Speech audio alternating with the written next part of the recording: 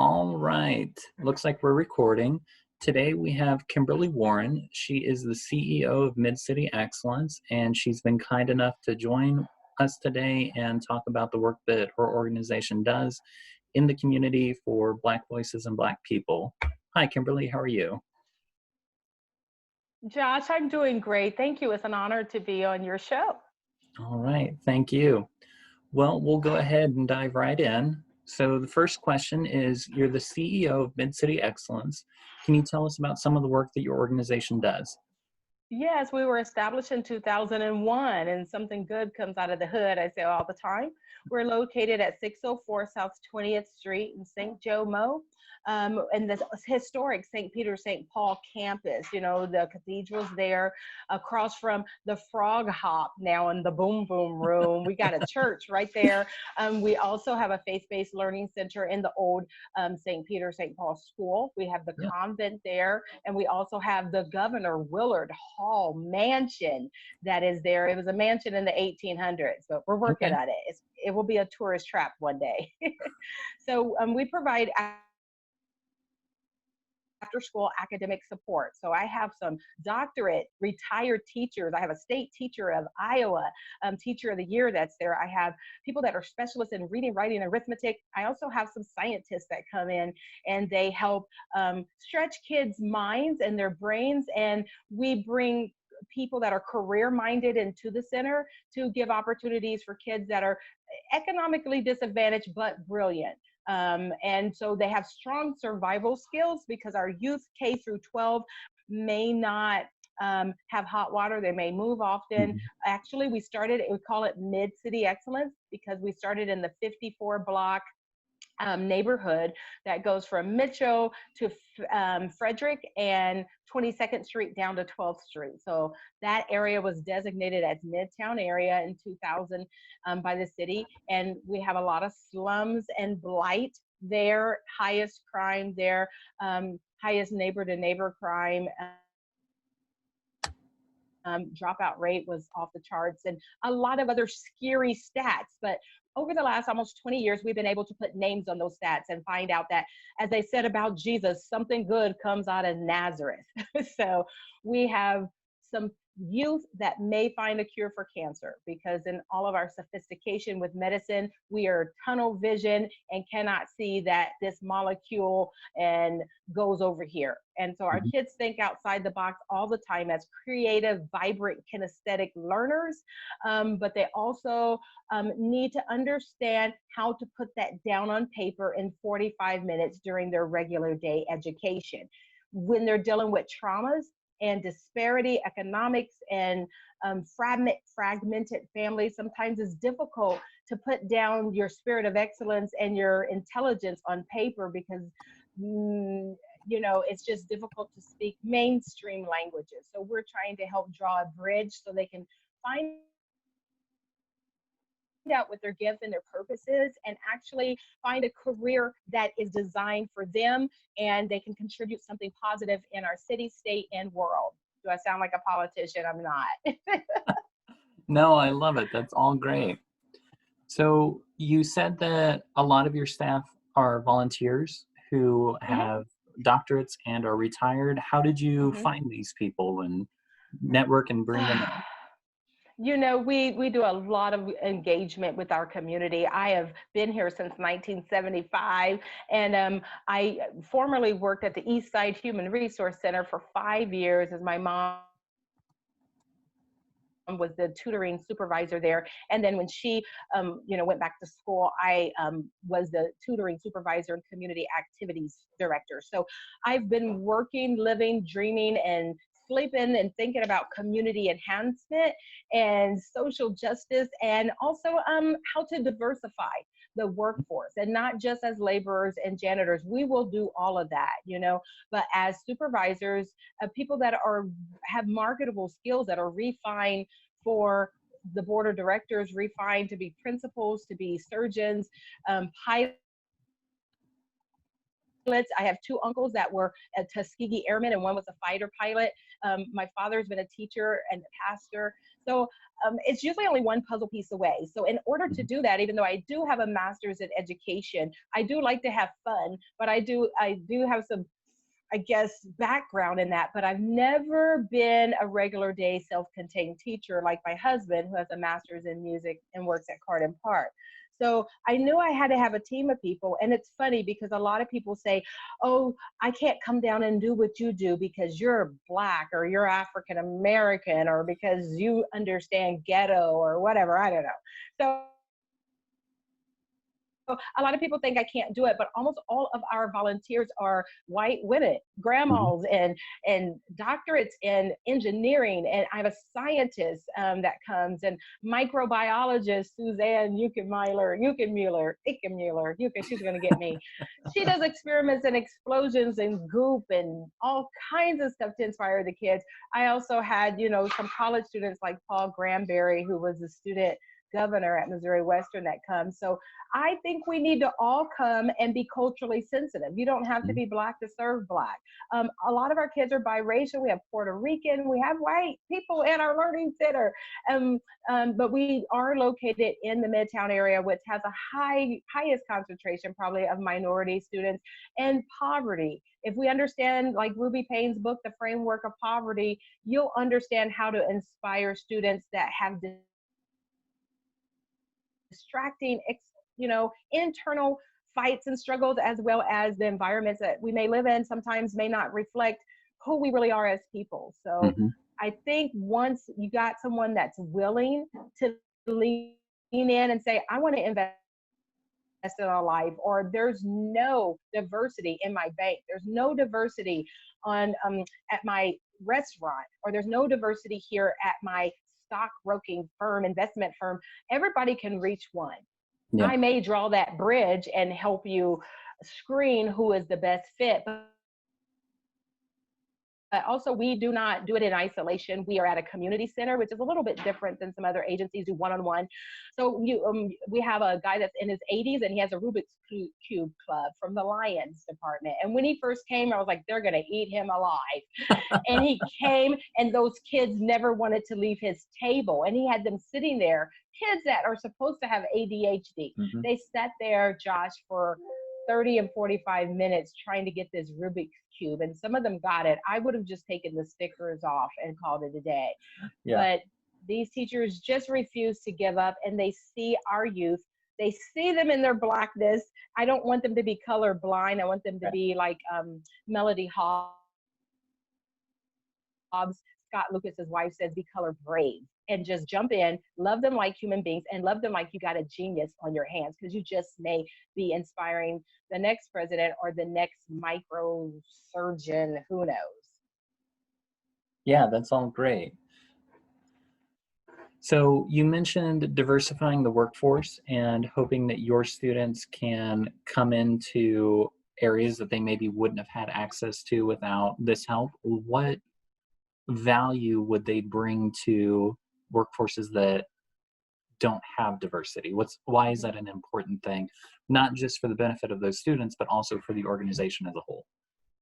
It's very critical because, as a person that loves science, and being a daughter of educators, you learn in science about different ecosystems and what make them thrive, Josh. And even though we try to screen the best applicants, we tend, my first degree was psychology, and we tend to like comfort. We don't Mm. like pain, and we don't like taking risks, but we could be missing out on just the very thing that makes us successful. And if you don't have some people, you got to have similarities. We don't want affirmative action where it says, I'm going to pick you just because you're Black and I need Right. a token on my team. But when we moved away from that, now there's areas again that have no representation of people of color. And so you have to ask yourself, who is the best qualified, but also brings in a diverse experience culturally, economically. They may have been on the welfare system, so they'll make us more sensitive to how Mhm. are we going to fix ourselves. We're all broken in a little bit of way. I'm not going to have you lie on the couch now and try to analyze that, but we're all kind of broken. So sometimes having another person makes us more sensitive and say, oh, Pastor Robert Warren was profiled. Oh my goodness, Kim's afraid to have her husband walk down along the boulevard at nighttime with her husband. I didn't know you lived in that with that concern. Maybe we should talk about it. I know these aren't not just those people, and Right. sometimes we're coined as mad, angry people, and we don't even know what we're fighting against. We're not telling other people they have to carry the burden of slavery because their grandfather's not here anymore, mine's not. But my husband's grandfather is just a little removed, was saved from a lynching by a white farmer. And he was brought from Arkansas to Missouri in Poplar Bluff. And then 2 weeks later, that wonderful white farmer went back and got the whole family and saved them. Some of the lynchings that people are talking about in the press, and it's resurfacing from 1933. Yep. We do need to say, oops, my bad, sorry, this was a miscarriage of justice that this man was released to the mob. And who's best to say that but another person who is trying to be a repairer of the breach, not just to tell people how bad you are, what wrongs. We're not going to just recite the wrongs, but we want to repair the breach. And if you have them at the table, at lunch, at golf, at dinner, it's much easier to have those conversations when you have a natural relationship with people. If you don't, it's kind of awkward. Like, do I call you black? Do I call you African American? I don't know how to start this conversation. I'm not a racist. How do you get your hair curly? And then tomorrow I see it straight. You know what I mean? We have all kinds of questions about human beings. And if they're on your team as professionals, we'll take the secretary jobs. But if you find the bright, brilliant ones as professional, they can come in and teach cultural diversity at lunchtime. Yeah. You don't have to pay thousands of dollars to have someone to come in. Everybody I hear hates some of those lessons that are like, here we go again. We got to go through this non-aggressive microaggression workshop. I hate it. Some of my best friends are black. Why do we have to talk about it? But in,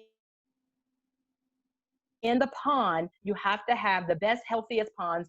You have to have diversity of species. And it's really hard because it's messy, it's stinky, it's nasty. But if you just have goldfish don't last long, even though they're resilient. If you got some people from different perspectives, then that pond and that ecosystem is going to thrive. So when there's a lawsuit, when there's a mad, angry person crying racism, you're like, hey, let me have you talk to, Michael Brown's dad about that. He experienced it, and he's going through life with the spirit of peace. Let's talk to Robert Warren about that. He has a different perspective, but he's maybe fighting a different kind of way. Maybe he can be a buffer. And so I think now the time when you're in the middle of a war and a race war and a crisis and they're burning stuff down, it's hard to kind of get a handle on that. Now is the time to say we need to talk to them about peaceful resolution, conflict resolution, and how to keep this town thriving. Yeah. Doesn't mean we're not going to confront and address some hard issues, but at the end of the day, we are proactive about how we approach racism, discrimination, and how we maintain peace within ourselves and our community. Yeah, that's great. And that brings up a good point. We're recording this at the end of June, where obviously we've just been through and are still going through. I mean, protests are still happening in Kansas City every single night. Um, I kind of wanted to touch on that. I know that a lot of your work has to do with social justice. You guys hold solution summits.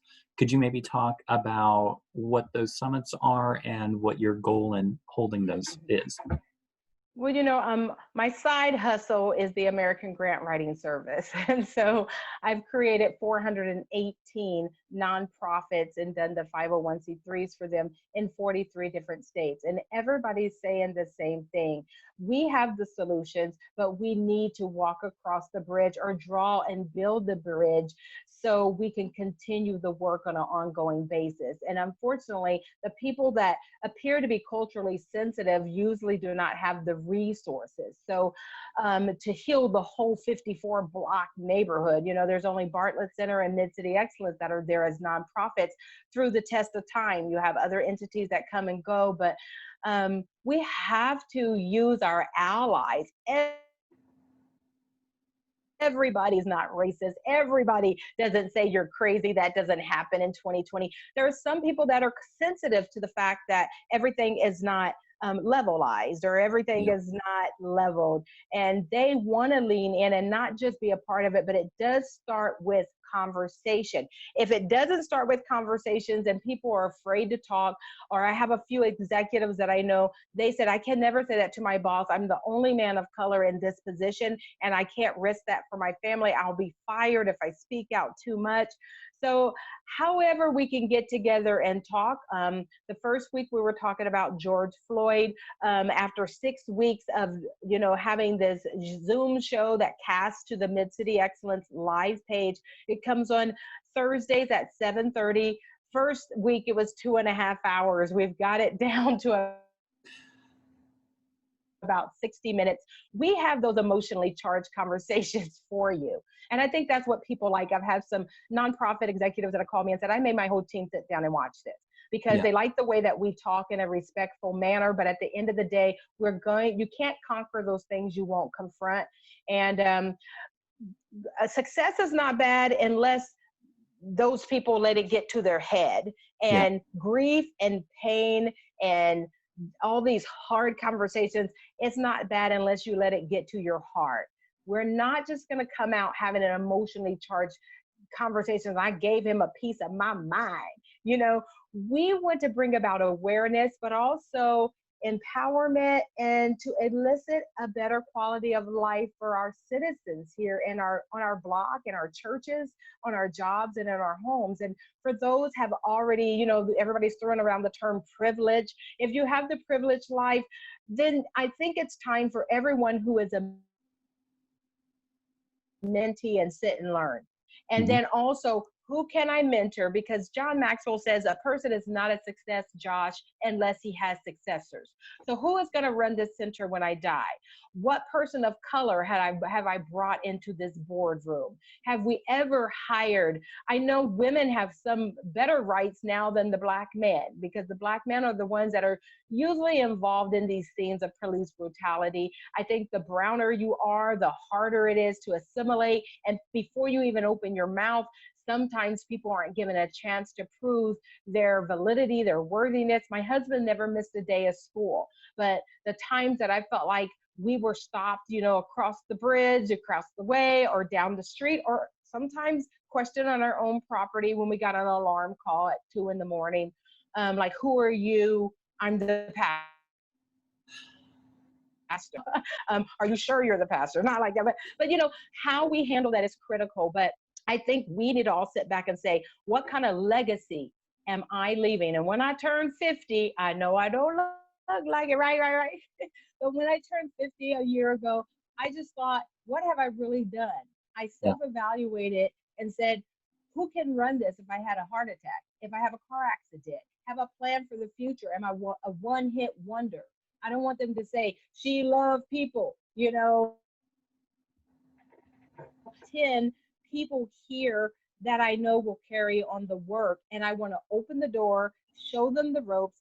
Sometimes it's easy with kids and teenagers and young boys and coming into their own. It's more difficult when the people are 50, 60, and 70, and we don't have a good relationship already. And we got to start that dialogue. What kind of legacy are you leaving for your family, for your business, for your community?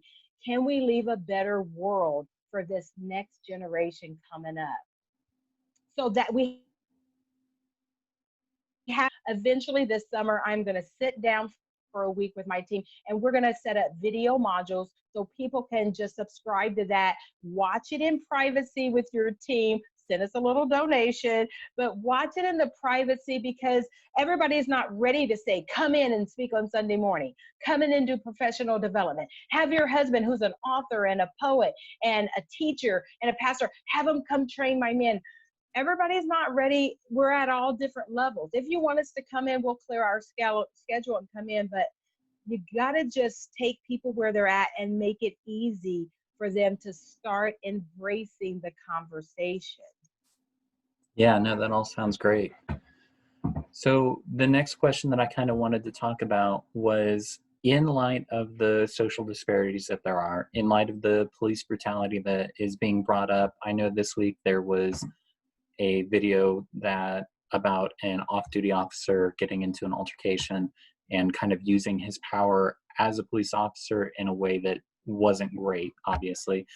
What are your thoughts on Mm-hmm. the best way to go about solving these problems in terms of direct action versus incremental change? And what role do you see white allies and maybe non-allies playing in that? Again, it goes back to diversity of species and that Yeah. healthy ecosystem. If you have no Black people that are on, or people of color that are on a discrimination board, if you don't have diversity, but you have Black people on there, but they're all people that communicate a certain way, or all Democrats or all Republicans, or just there's many different ways to not grow as a group. We tend to like comfort and only pick people that are like us. So when we start bringing in other groups that are individuals that will candidly out of the conversation and some of the emotions out of the conversation, then we can really discover what's going on. Because people wait until there's a crisis before they have those people as their executives and on their boards and on their grievance policy. It makes it difficult when we're at war to stop and say, oh my goodness, we got to go get another general. So I say now, before there's verdicts that come out about Breonna Taylor, George Floyd, and so many others, before it happens on our watch. We were really close to it happening on our watch, because a lot of people don't realize Ahmaud Arbery's mom lived here in St. Joseph for 1 or 2 years and worked Yeah. at one of the largest firms here. And so those stats started to become personal, because we're like, oh, that's his mama, you know? And so it hits us a different way because we know those people. Right now, if we could get out of knee-jerk reactive, for profit, your schools, your churches. So some people say, get rid of the cops. And I said, or defund the cops. Education's been defunded for years. I don't want people calling our learning center when we have domestic violence or a deal going down. I'm not trying to break up those kind of fights. So there is a role, but inherently, every system has some major flaws that could easily, one puzzle piece away from making it better and completing that puzzle, or we can just continue reactive. So right now, let's look at our hierarchies in our businesses and say, we have people come through our businesses and look about the physical liabilities and insurances, and have you safeguarded yourself from lawsuits? What about the parking lot holes? What about the holes in the steps? But we do not do that as enough when it comes to law and racism. And I think this is the time to sit back and say, who is on our team? Are we getting better than this? Have we put a person in a position of leadership? And what statement are we making to the community when they walk in here? What statement are we making to our young people if they walk in here and you say, the world's yours, we got all these jobs, just go apply, work harder. But they're like, don't nobody that speak my language or look like me or ever had braids or dreads, don't nobody look like me that work in there. And then they may see one Black person that they say, oh, they're just assimilating, Mm. and so it's just, people of color have to sit back and say, how can I make myself more marketable? Do I need Yeah. another certification? Do I need 5 more degrees? How can I speak their language? How can I be a part of this team and not just cry racism? Have I applied for city council? No. There was an opening at the school board. Did I apply? No. Do I even vote? Do I even register to vote? Or am I letting that pain prevent me from completing the task? So that's what people of color should do. For people that are putting all the power or making all the shots or privilege, if people want to use that tone, I think we do have the right to design this world differently and safeguard our companies so we don't become stagnant. And so also, when people do cry racism, you could say, go and talk to John Brown and you tell your story to him. He is more sensitive than I may be, and he can mediate this. And maybe I'm wrong and need to say, I'm sorry, here's a paycheck, Yeah. or I'm sorry, we need to do some diversity training. So I think that's the only thing. We're going to have to bring other folks to the table that are not like us. Otherwise, we're going to destroy ourselves. We will. We have a great opportunity. We're not far from making this a better world, but if we don't embrace it now, I'm concerned. I try not to have fear. I try to be a woman of concerns that the rage and the bitterness and the anger, and not just with Black people, because there's a lot of white people marketing. There's a lot of anarchists that are using this opportunity to burn down stuff in the name of racial reconciliation. I think now's the time for us to sit back and be proactive and see how we can make a better world, one business at a time, one family at a time. No, I think that's all great. I really appreciate too how you tied this back into diversity and how really getting minority voices into those roles before the problems happen, A, keeps the problem from happening often, but also makes it much easier to solve it when it does happen. Yeah, I tell my youth who are dealing with trauma and crises, and I can see it. Most people on the outside can see this is a time bomb waiting to happen. So I tell them all the time, if you, the longer you wait to make a choice, the less choice you have. If Yeah. you miss the opportunity for this scholarship, miss the opportunity to go to Hilliard's for free and get a trade, miss the opportunity to take this job away from your family, but you can have a different leverage and different vantage point. Then once you get to that point where you don't have food, don't have water, there's going to be a time I can't be here to help you do a quick fix. Life is bad, but we're not going to be here always. We're not going to be dealing with this always, but it's really up to you early on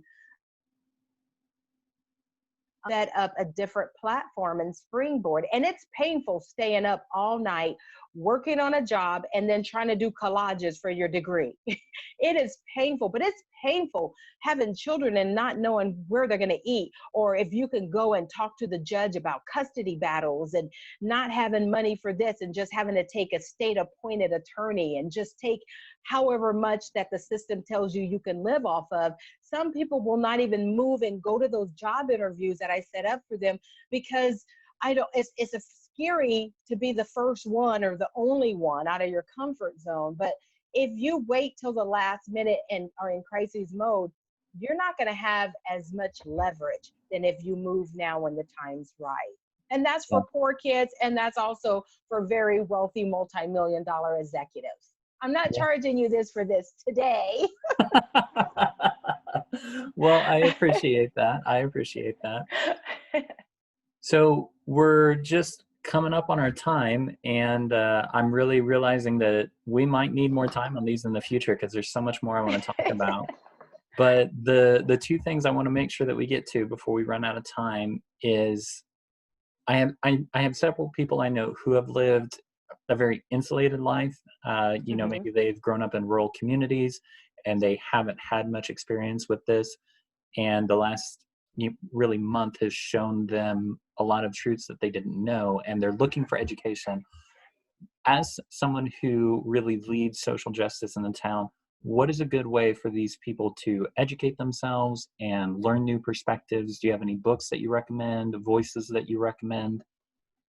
Yeah, I love the framework of poverty by Ruby Payne because she is a white lady, that Hmm. talks about um, trying to fit into the school culture. And then some of the teachers she worked with had affluent spouses, and they were just doing the teaching on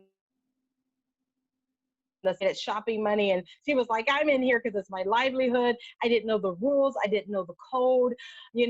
One of the teachers got sick and I was sent over a casserole with my name written on the bottom of it. And the other lady was like, ew, we don't eat that. You brought me a casserole.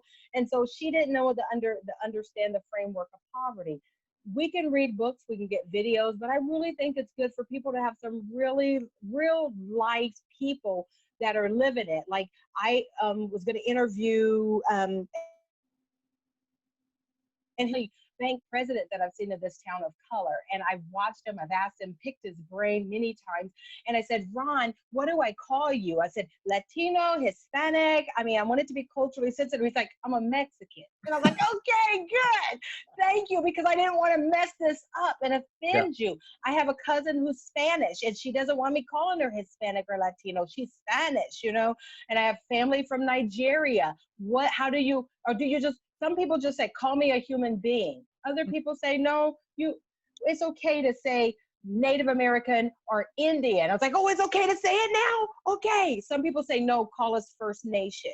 Yeah. So I think all those videos are great. The stuff we do in private is great. But if you get a real life person, it doesn't have to be me. I don't speak for all Black people, although I have been Black all my life. But some people think I'm too light and I'm the one that would have been inside the house instead of the one on the plantation, even within our culture points, of how people feel about who they are and self-actualization. So I think read as much as you can, but also you got to see the other side. So if I want to have a well-rounded education, I need education to be naturally embedded. I don't need to just talk about Black people during slavery and Black history. I need a year-round in July or August or September, see a Black mathematician's face up on a poster. I need to see a person from First Nations just, finding a cure for cancer. To say, these people just happen to be people of color, but they are brilliant, they are bright, they're part of our world, inventions, all of research, all of this stuff. So you need to have someone on your team that can revisit certain issues. Go find the people that are experts within that culture. Some of it's color and some of it's culture. So find the people that have there's no perfect people, but that have a strong handle on weighing the options and delivering the message. And at the end of the day, what are we trying to fix? What are we trying to enhance? And do we have real relationships with people? How would you feel about intermarrying? How would you feel? Because I've gone to some people's house and they're like, I like you and your dad and your mom. And I was like, we're like about 50 million other Black people that I know. You need to get out more. If we're the only smart people that you've ever met, you need some more early. So it needs to start happening in natural ways. Sometimes it's easier when you deal with youth because they don't have agendas and there's no Yeah. power struggles, and you're just teaching them how to play chess, or you're teaching them about stocks, or sometimes it's easier. But eventually I think you need some real friends that'll say, can I ask you some questions and you not think I'm racist? Can I ask you some questions about my fears and about where I think this is going and how I feel? People say don't talk about politics and religions. I think we need, and I may be changed a little bit because of your perspective. I still may go back to my corner and say I'm still not voting or I'm still gonna vote. Yeah. But I think we need to have those conversations. If you do it on the streets in the middle of a rally, it's probably like wearing a certain hat through a crowd that's protesting. It's probably not going to turn out to be the best. So Yeah. timing is everything. Yeah. Well, Kimberly, all that's really great. Thank you so much for joining us. Like I said, I wish that we had more time, but trying to keep this in bite-sized chunks that people can consume easily. So thank you again. And if people would like to help out with your mission at MidCity Excellence, what's a good way for them to get a hold of you? Just call our, we have a couple numbers, but probably the direct one is 816-294-4727. That's, and you can also email us at visitmce@gmail.com. Visit M as in mid, C as in city, E as in excellence. We also have the live streaming page, and it's MidCity Excellence Community Learning Center, or at MCE St. Joseph on Facebook Live, especially Thursday evenings at 7:30. But we have a lot of year-round programs with drumline, trash can band, and a lot of fun stuff that we do that's just good to come out and take a part of that cultural experience too. Yeah. Thank you for having me, Josh.